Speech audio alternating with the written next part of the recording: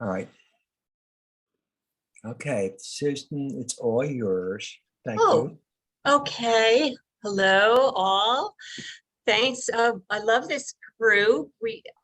I'm familiar with a lot of you, which always helps my anxiety levels when I do these sorts of things. As we go along, I'm hoping this will be somewhat interactive. I'm not sure. I'll just start out. So Susan Sklaroff-Van Hook. And it's a pleasure to be here. My pronouns are she, her. And I am speaking to you from the ancestral land of the Lenape tribe. So when I sort of put it out there, the promotional piece, I have been practicing meditation in one form or another.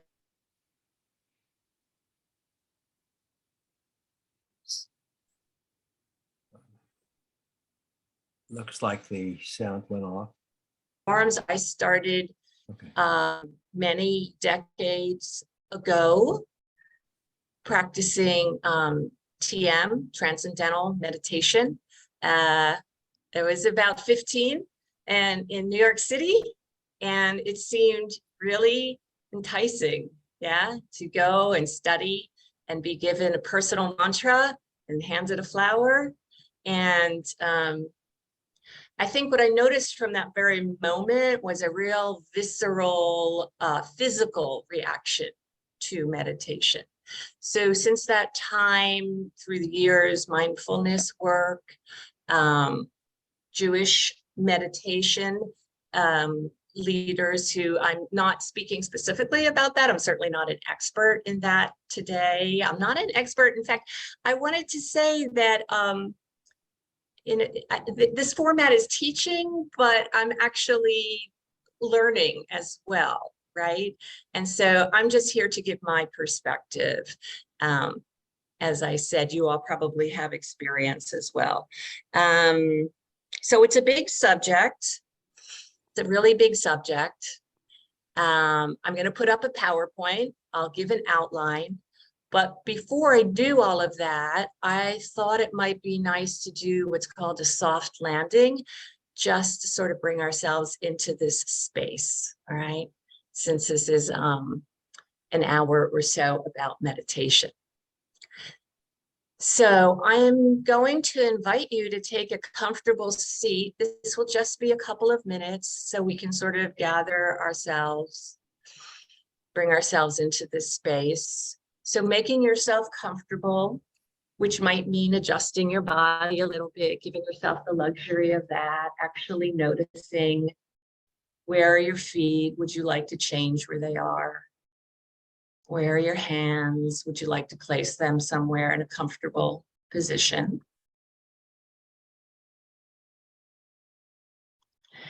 And then I'm going to invite you to rest your eyes in whatever feels safe.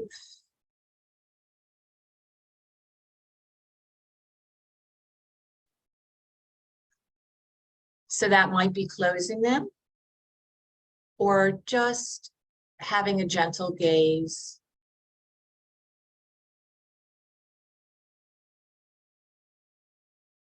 So just taking a moment, giving yourself a moment to feather the nest, perhaps letting go of all the tasks and busyness that it took to get you to this moment today.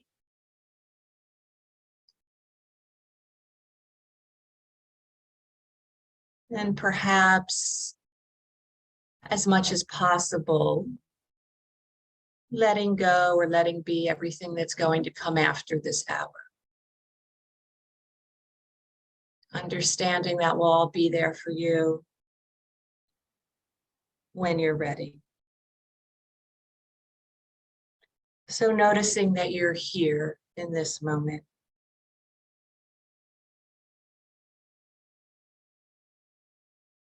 Taking a moment to notice wherever your body is in contact with something solid Perhaps the feet on the ground, perhaps the chair or pillow that you're sitting on.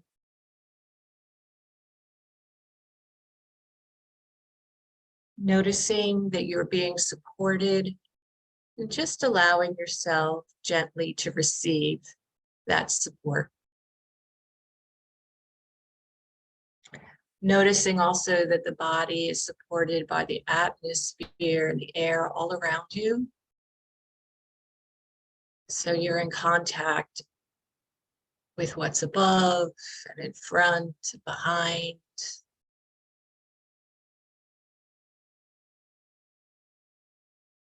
Shifting your awareness gently to your breath without trying to change anything.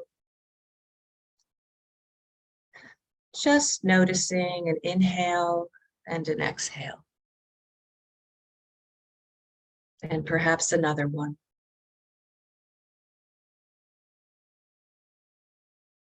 Noticing when the mind wanders, as it surely will.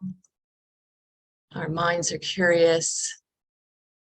Just gently bringing it back to this moment without any harsh criticism. This is a soft landing, not a hard one.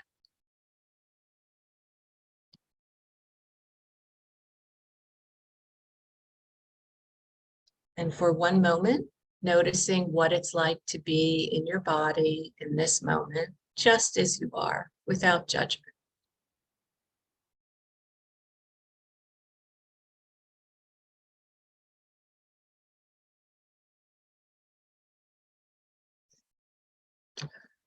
And then letting go of that, letting go of any effort that might have taken.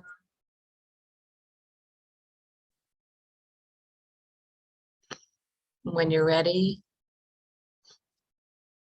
gently opening your eyes and coming back into the session.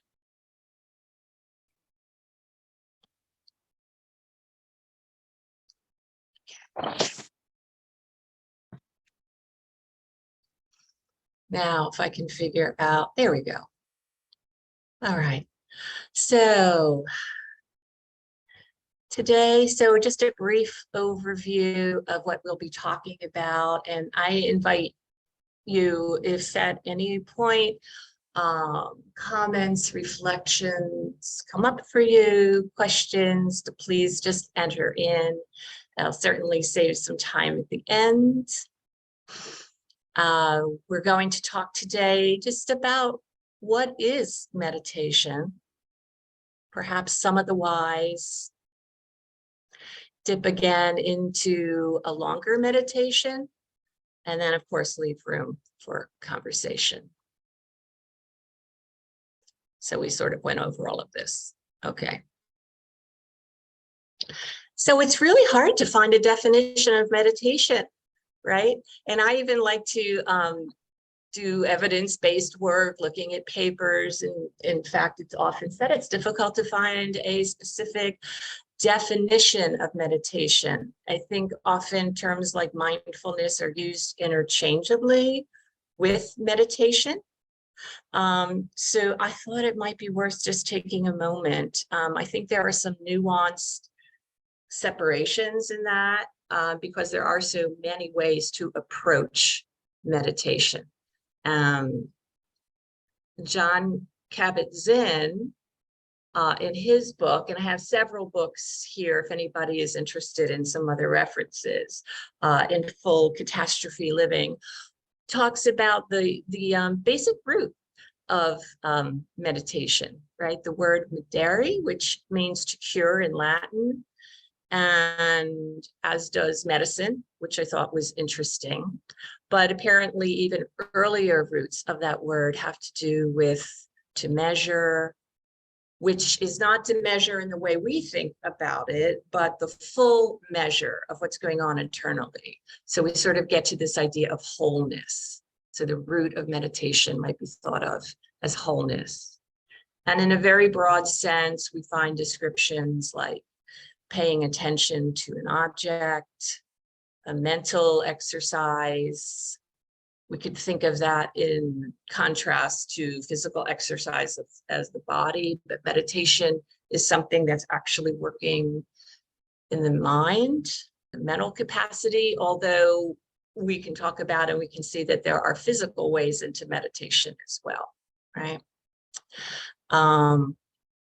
And I think a lot of us think of meditation as something, right, that is done like sitting on a pillow or, you know, on the floor. But meditation is something that can happen in lots of physical ways: standing, sitting, walking, laying down. And the meditative work that I've been engaged in the last couple of years, which is self-compassion work, right? There is an abundant invitation to make the self comfortable. So any of all of those can, you know, can apply at any time. And as we did in the soft landing, eyes, you know, eyes don't always have to be closed. Sometimes it doesn't feel safe to have eyes closed. Sometimes, or for a variety of reasons, we can just gently rest our eyes. And I have this next to mindfulness because I think we're, you know, as I said, we often see the word mindfulness, but mindfulness is a nuanced definition, I believe, which focuses not only on awareness, right? So if meditation is an awareness of an object or an event, mindfulness moves a little bit more forward in focusing on the non-judgmental aspects of awareness. Yeah. So again, Zen describes that as paying attention, understanding, being fully present in the moment without judging that moment, being able to see what's coming in and what's going out without any value judgment of what's good or bad. Sharon Salzberg talks about the state of being fully present without our habitual reactions to what's coming up. We can talk more about that as well, in terms of any sense of personal judgment, anxiety, depression, guilt, good, bad, right? So we might notice those things coming up, but in a mindful practice, we are not overly identifying with those things and sort of working on, right? These are all like, you know, things we're working on. They're not necessarily easily achievable. I don't know if anyone does, but it's a noticing. It's training the brain to notice, right? So we can sort of have a third eye and be more observers of what's happening for us. So it's this quality of awareness at any moment, which is not distorted by our bias. So a practice of learning how to observe what's going on. I don't know, does anyone have any other thoughts on that, on this at all? Well, I don't know if this pertains to it exactly, but I was in a situation last night where everybody in the room were strangers. I was at the emergency room, and everybody was just sitting there, and then, you know, the ball game was on the TV. And everybody just, I wasn't aware of it at first, but all of a sudden people just started talking to one another. Mm-hmm. And it was just, for me, it was like, I can't think of the word I want to use. It just, everybody came together. Everybody was doing the same thing. Huh. And we were talking to one another, and normally, you know, we probably wouldn't have been talking to one another. So everybody was doing a common, was involved in one action, and everybody was aware of what was going on in that one action. And it took me a while afterwards to really appreciate it. So So it felt like if my understanding, it felt like a common reflection on a moment where everyone was paying attention and had awareness of a single focus, and we're together in that? Yeah, everybody loosened up, because an emergency room is not the easiest place to be in for Yeah. 7 hours. So Yeah. I found I just found it amazing. Thanks for sharing that. Thanks for sharing that, Owen. Does anyone else have any thoughts on that or reflections? I had the thought that in understanding what this is, try to reach back to the time when I first became aware of the subject of meditation at all. I mean, and I can't put my finger on it, but it suddenly exploded, certainly with the 60s and certainly with lots of, new things in the Eastern culture coming in. But what it does is give a contrast and a vehicle in which to not be a total victim of a roller coaster emotional life.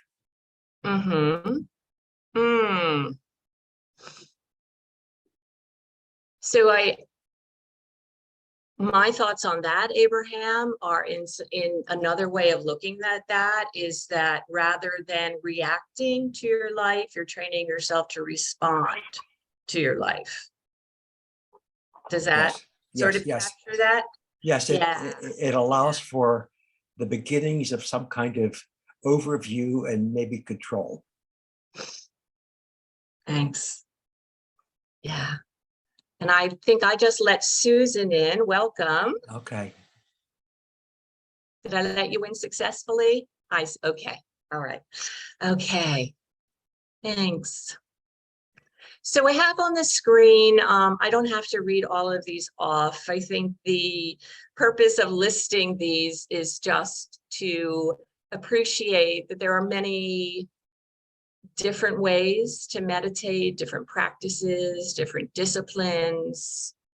I think the next screen or the next two screens will show a little bit more of ways in which to think of the skills that are incorporated in different types of meditation, right?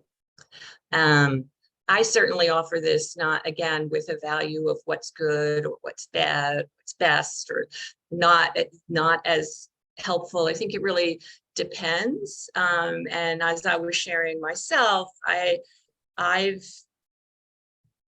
wanted to learn several different types, different skills that are involved in meditation at different times in my life and on different days. Right, we'll go back to this. Let's do it like this. This makes more sense. I'll see if I can go back. I'm not sure. So when we're talking about different types of meditation, I think this makes more sense now that I'm looking at this, that actually Jeff Roth talks about this in his Jewish meditation practices for everyday life. You can broadly think about different types of meditation as concentration or one point types of meditation and open awareness, okay? So concentration, this is all about focus, but oftentimes we, especially when you're first learning to meditate, using one point to focus in on, whether it's breath, a flame, the mantra, repeating a word or a sound. It could be a body part, hands, soles of the feet, a specific sound, whether it's a sound bowl or gongs, could be mala beads, sometimes holding on to a bead, or even guided imagery in a sense, because you're being guided into particular points of focus, whether it's noticing, the sound or the smells or whatever is in the image that you're thinking of, right? So these are things that are somewhat stationary. they don't change. And it's also called an anchor, right? So it's something to bring you back when you do, perhaps if what you're looking to do is to be practicing with the mind, to be able to stay focused, right? So we're not as much in the chatter of the mind, is to have an anchor to come back to with gentleness and care. And then there are other approaches which have to do more with an open awareness. So sound, right? So sound can be used either as one sound, or it can be an instruction to listen to sounds in the environment, right? Which is different because sounds in the environment change and they come and go, and we like some and we don't like others. So the invitation there is to be open to what's happening. But it's always changing. Similarly with body sensations, I would say, right? So you could be using one point, you could be focused on the hands, or you could be focused on what's happening in the body, what's calling you. Are there places of tension? Are there places of comfort, of discomfort, or maybe neutral feelings? Looking at,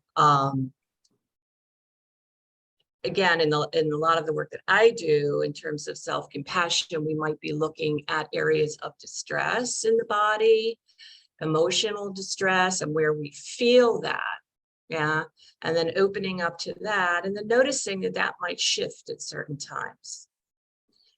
Insight, thoughts, feelings, memories. Sometimes in meditation, we allow those things to come up and we can kind of follow them, right? And Sylvia Boorstein leads a lot of, sort of following those thoughts. And oof, sweetheart, is that comfortable or uncomfortable? I see some smiles there. Is that neutral, right? So not necessarily always going back to a specific anchor, but allowing what is there. Smells, self-compassion work involves this as well, following with compassion, what is coming up for us, and the divine. So again, I'm not an expert. We have an expert here, I think, in Jewish contemplative meditation. Rabbi, you could speak to this more. Jeff says, the divine is in all meditation everywhere. So there are, there's also the Institute for, Jewish Institute for Spiritual Direction, Rabbi, Sheila, I always know this first names, Rabbi Sheila, Rabbi Yael at Mishkan. There are leaders in Jewish meditation. If anybody's interested, I can also help connect to that. So but I thought that this might be helpful, seeing this in these broad, well, Sharon Salzberg calls these skills, basically. So, yeah. Okay. Is there any way to go back? Does anybody have any ideas like how you go back in the PowerPoint?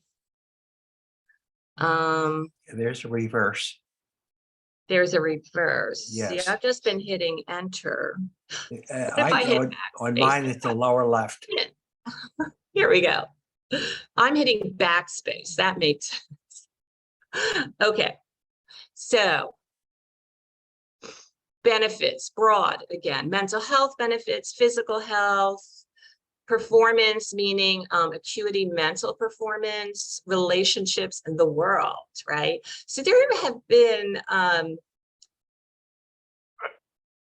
hundreds, dare say thousands of papers that are being written now on the benefits of meditation, right? In all these different domains. I almost feel like sometimes when I think about that, it's like, well, why not meditation, and we can talk about that because a lot of people are uncomfortable with meditation or their experiences with meditation. And I think that there are some ways through that.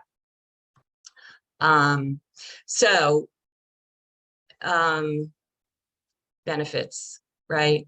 So on the physical level, we know that meditative practice can have an especially deep and profound impact on stress response. Stress response, which is a plug into the nervous system, right? So, which controls so much of our the blood pressure, heart rate, cortisol. So hormones, chemicals that are being released into the body.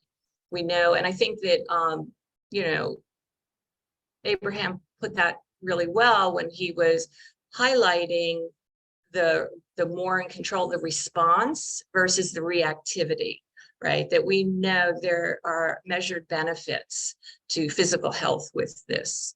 So being able to stay in what's called a parasympathetic nervous system, which is our calmer,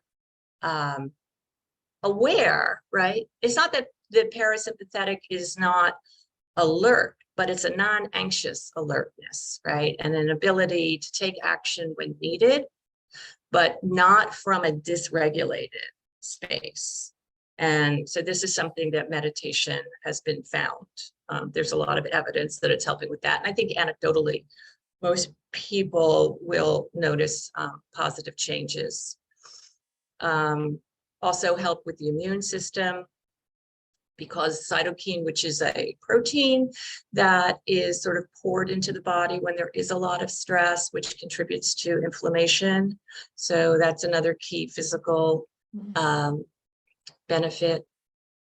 We see self-compassion, mindfulness and metacognition, which is, I'll put on a little bit here, especially in trauma work, but in so many areas, I would say that the practice of meditation, because it can keep us more regulated, right? More in that parasympathetic nervous system.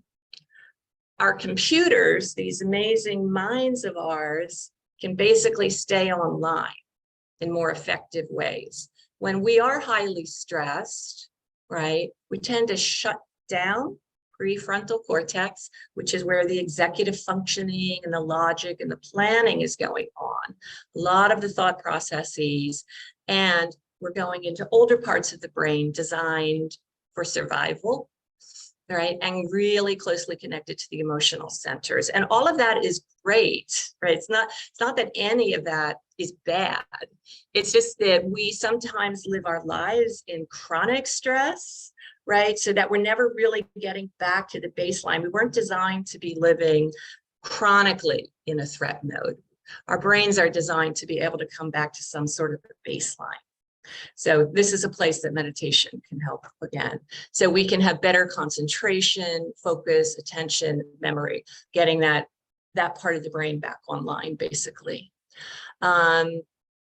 So we know that it can be depending on the type of meditation, it can really help with sleep issues, depression and anxiety management, self-awareness, greater equanimity, meaning we see increased levels of balance through practice. And social transformation comes from personal transformation with the Chopra. But I think that there is probably not a teacher that would of meditation that would not speak to the ways in which taking care of ourselves in these ways does not benefit the world, right? First benefiting ourselves, benefiting interpersonal relationships, and then the broader sphere. So does anything come up with all of that? Was a lot of words. I have a comment. I'm drawn to your bullet on decreased rumination. And I know that in the past I've gone through times of ruminating. And several years ago, I was listening to an interview on radio with Terry Gross, and she responded to the person she was interviewing. I don't even remember who it was. She said, rumination is introspection's evil twin. We want to introspect, but we don't want to be carried down the wrong path. Yeah, it's a real moment of suffering, right? Yes. When we get trapped in that for a lot of people. Does anyone else have any comments or reflections on that? Well, I used to ruminate excessively before I started meditation, and then it decreased. But I've been learning through some reading in the recent months, it's good to think about what you've done, Mm-hmm. because as long as it isn't excessive, because you can focus on it and realize what you've done. And if you realize what you've done, then you can start. Might take a while, but then it can be self-corrective. Mm. Thanks. It's just what I've learned. I want to learn more about Jewish meditation, but I've learned this by reading a lot of books on Buddhist meditation Mm-hmm. and mindfulness. It helps to think, but it's real hard to break out of that rumination trap. Right. Thank you, Owen. Rabbi Diana? It's so funny because Scott and I last night watched a movie called Inside Out. Oh, yeah. Has anyone seen it? And in some ways, it's like the perfect time to have watched it and then talk about this, especially as you're focusing on like being overwhelmed by stress, or if there's trauma and having there be a breakdown in the system, and how something like meditation kind of allows you to go back to that wholeness where awareness gets dispersed throughout. And I just appreciate how you're bringing in this kind of scientific brain psychology part of it, of the meditation. I think I've been steeped in so much philosophy, whether yoga, Buddhist, or Jewish, hearing the kind of physiological, psychological stress, trauma, brain stuff is really useful. And this is where probably a lot of the studies, I would imagine, have been looking, because they can actually document it scientifically. Absolutely. I mean, all the work with fluorescent MRIs now actually are mapping the brain on meditation and not. And it's just, it's fascinating, the neurobiology that is involved. So I really appreciate that. Yeah, there was something that you said too. It'll come back to me. But I think it also helps people when we're talking about, especially folks that have a hard time moving into meditation for lots of different reasons, and right, they're all valid, right? But sort of the fear that it's that it is religious, or that it is only, it doesn't make sense. And being able to provide some scientific information in the benefits of working with the mind in this way can really help to allow people to find their way into it, I think, and I think this is what I was saying. The place where it also connects with rumination is that there are different types of meditation, right? So sometimes people are really uncomfortable with focusing on a certain part of the body, or an open awareness approach, because the thoughts just keep coming in and in and in, and that can be really uncomfortable. And being able to work with different types of meditation, for some people, walking and focusing on the colors of the leaves is meditative. It brings them into the moment, and it incorporates the body, right? So that you don't, so you're not confronted so much with everything that happens when you stop the body from moving, right? So different ways in, sure. Yeah, Betsy. I've studied mostly Buddhist meditation, Mm-hmm. couple retreats, some okay, some I'm tearing my hair out. But Uh-huh.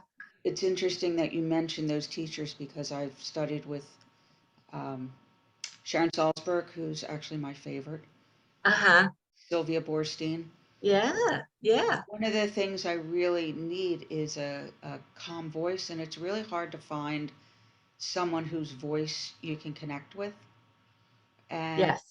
it's the things I've been taught are that one thing about meditation, especially if your mind is really wandering, is focusing on the breath or focusing on like a lake where the leaves are flying by, floating by, Mm-hmm. having your issues in the background. So you know they're still there, but they're in the background and you're focusing on what's happening right in front of you. Yeah. The other thing is about John Kabat-Zinn. I've taken his, not with him, but I've taken his class on mindfulness-based stress reduction. So that was also helpful. And unfortunately, I haven't been, I haven't been studying in a long time. So Well, maybe this will be a kickstart. We all need kickstarts, believe me, nobody practices. So there's no, yeah, yeah, I think that happens. Thank you. Rabbi, also, when you were talking about, the studies, the scientific studies of trauma, I think Bessel van der Kolk, who is almost at this point the grandfather of so many of these studies, right? Body keeps a score. See Scott, yeah. And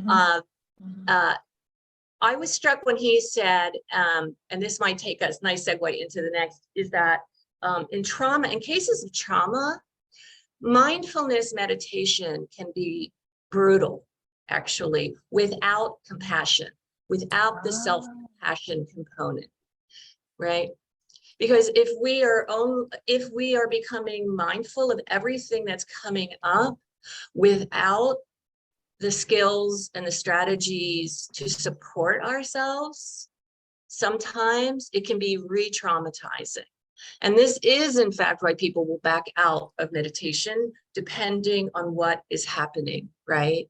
So we have to be really mindful of people's experiences, what's happening for them, right? Experiences of rumination, or perhaps shame, or a lot of these really powerful emotions that might come up. And what are the skills that we can use to help our way through that, right? And it's so important to talk to somebody if you're meditating, I think, and struggling with some of those experiences. Yeah, Miriam. I did a 5-day workshop with Bessel van der Kolk at the Kropalo Center. And the takeaway that I got from that was that movement was key. So mindfulness, self-compassion, but movement was key in changing the architecture of the brain. And he used Nelson Mandela as his prime example, as well as dancing for a lot of kids. He showed videos of these kids dancing. But Nelson Mandela, when he asked him about how he could move on from where he was in South Africa, and he said he was boxing.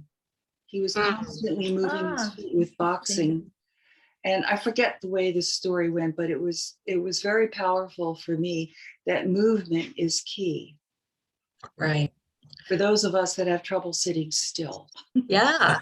And van der Kolk and others through the Trauma Research Center in Brookline, there have done a lot of evidence-based work around yoga, but not just yoga, but trauma sensitive yoga, right? As a form, so you could call this a form of meditation, you're incorporating the breath, right?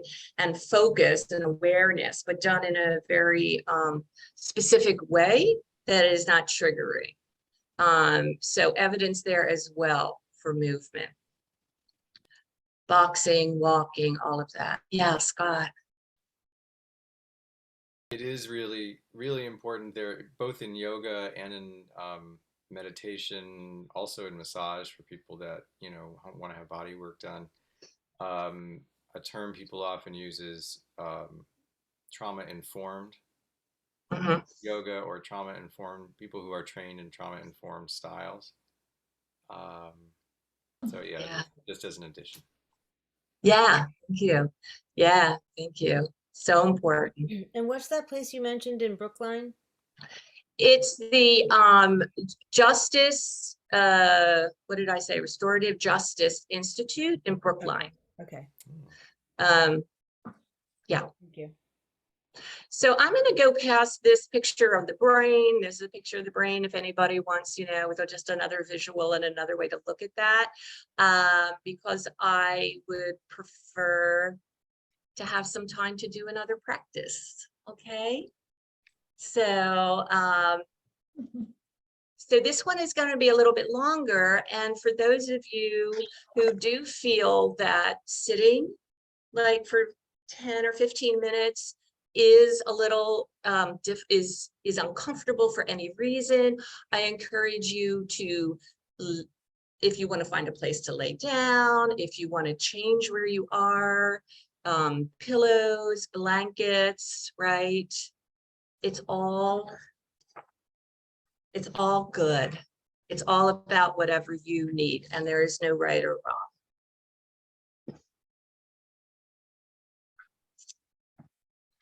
And this meditation actually does incorporate some self-compassion work.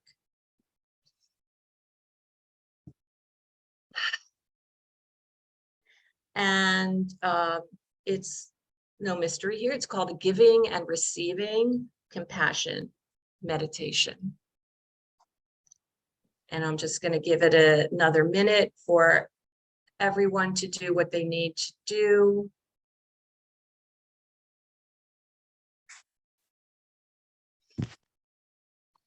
Finding your comfortable spot.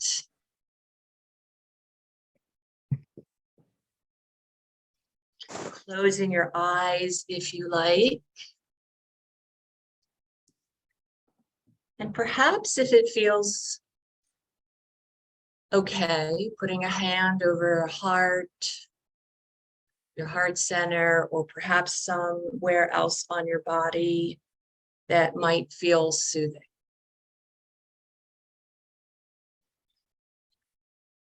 This is a gentle reminder that we're not only bringing awareness to ourselves, but a loving awareness to this experience and to yourself. Taking a few deep, relaxing breaths, just noticing how the breath nourishes the body as you inhale, and how it soothes the body as you exhale.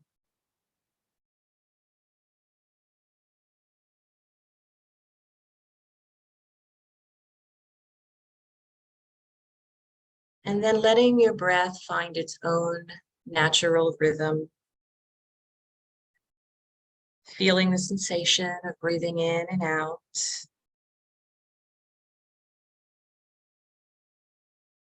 If you like, allowing yourself to be gently rocked and caressed by the rhythm of your breathing.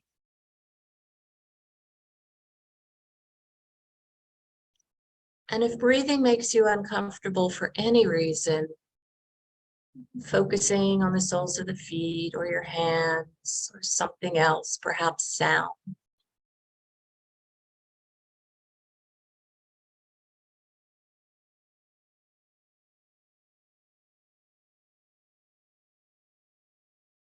Focusing your attention on your in-breath now.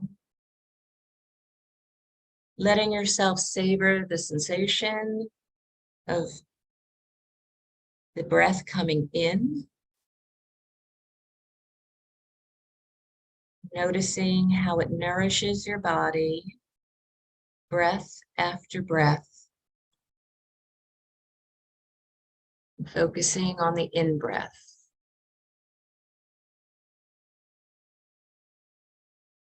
breathing in kindness and compassion for yourself.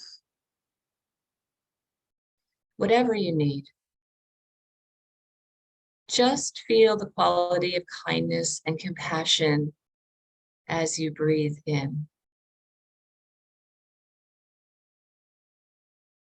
Letting your breath be warm and kind.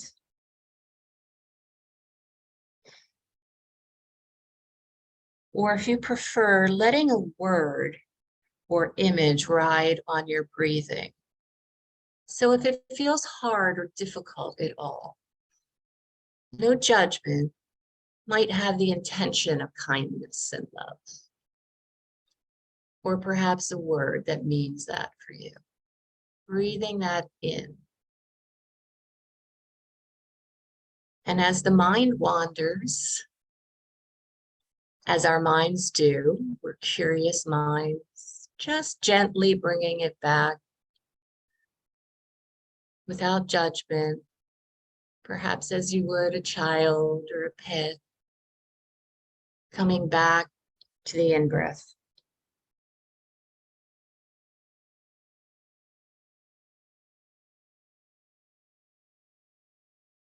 Now shifting your focus to the out-breath, feeling your body breathe out.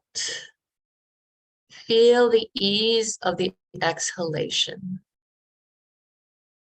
And if that's challenging or difficult, perhaps thinking ease.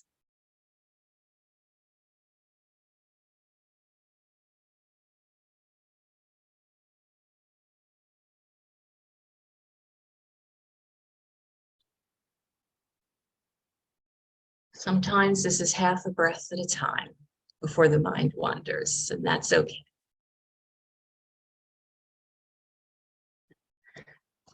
Now call to mind someone who you love or someone who is struggling and needs compassion. Visualize that person clearly in your mind. See them in your mind's eye.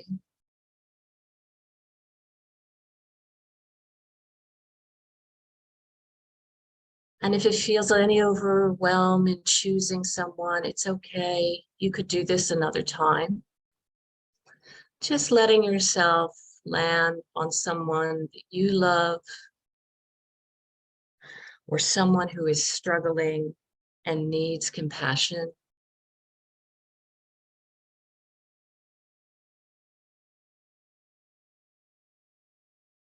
You may see yourself in the room with that person or not, doesn't matter. Just allow yourself to see this person clearly. Begin directing your out breath to this person, offering ease with each breath out.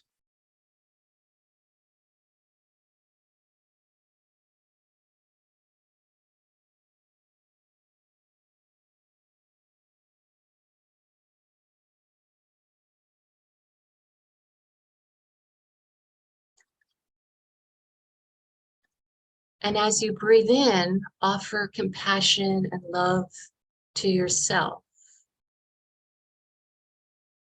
Breathing in love and compassion for me, and out with kindness and compassion for you.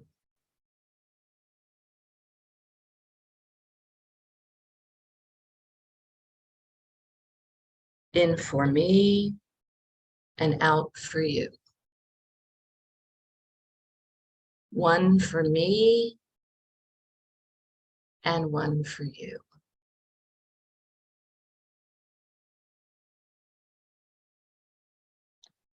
Or it may need to be two for me and one for you.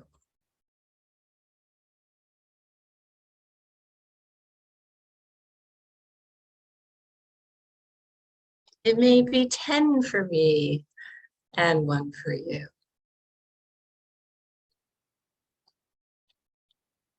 Or one for me and 3 for you.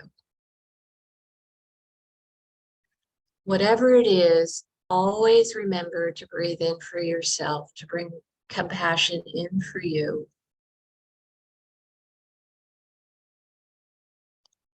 It feels out for the other.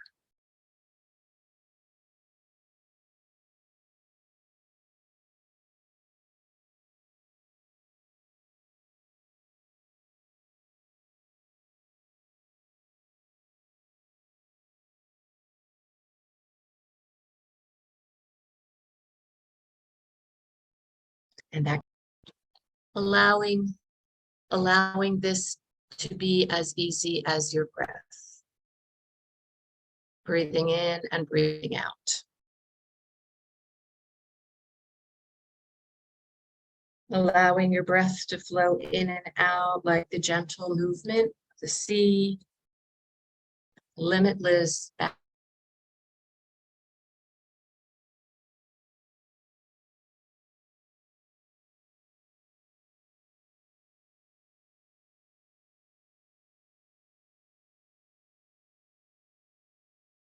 boundless flowing in, and ocean of breathing in and breathing out.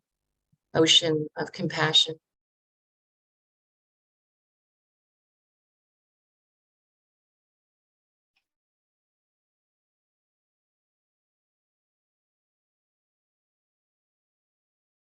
Gently letting go of the practice, keeping the eyes gentle, letting go of any effort and any judgment,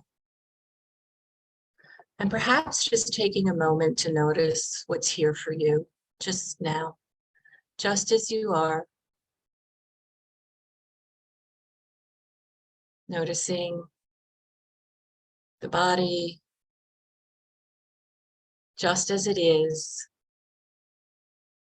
just like this. And then when you're ready, gently opening your eyes and coming back in together.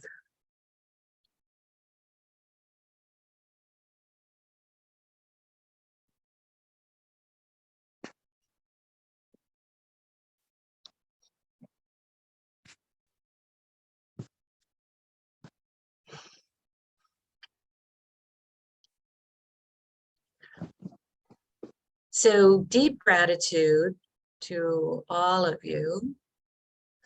I guess I will just open it up if anyone wants to share what if anything was learned in that or what they found in that, and no pressure.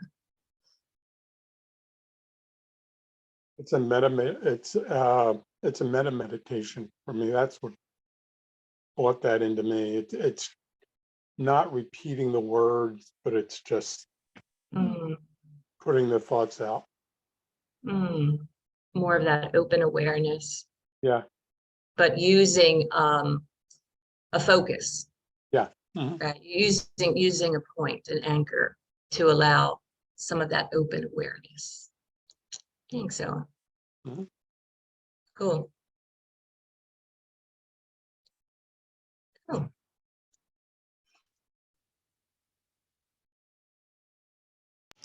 You have a very nice voice for guided meditation. Thanks, Betsy. And I liked your languaging. Thanks, Miriam. Well, I don't take personal credit for that. I will say that languaging does come from the self-compassion work, which I really have found to be a great comfort, I would say, as I move along in some really difficult corners. And as you know, again, sort of building, for me personally, I'll share, skills and strategies to support myself when I find difficult pieces arising, right? What do I do with that? What do I do with that? Thanks. Thank you. Okay. Well, Susan, thank you so much for this wonderful presentation. Thank you're welcome. Much Yeah, appreciated. Wonderful. been beautiful, including your design also. I just absolutely loved your design. Isn't that fun? Isn't that Yeah. fun looking for templates? It's wonderful. Beautiful. But everything else with all of your teachings and your voice and how you put it together was really helpful and beautiful and useful. Well, thanks for the opportunity. Okay. Going to end the recording. Thank you.